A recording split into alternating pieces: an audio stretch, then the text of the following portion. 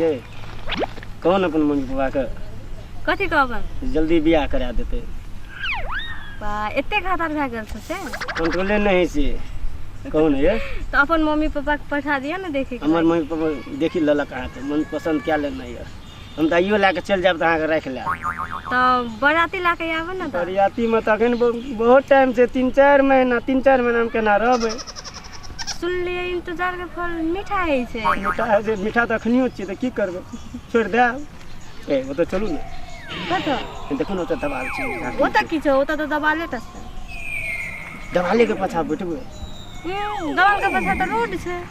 नहीं वैसे नहीं बैठ रहबै चलू ना बहुते भैंस आर छै चलू ना बड़ नाटक कर भैंस मार देतो हम त नहीं देबै बियाह अखन 4 महीना टाइम से बियाह से पहले लपचिक भए जाए चलू ना नहीं हेते लपचिक पहले बियाह करो तब लपचिक बेटा दे दिए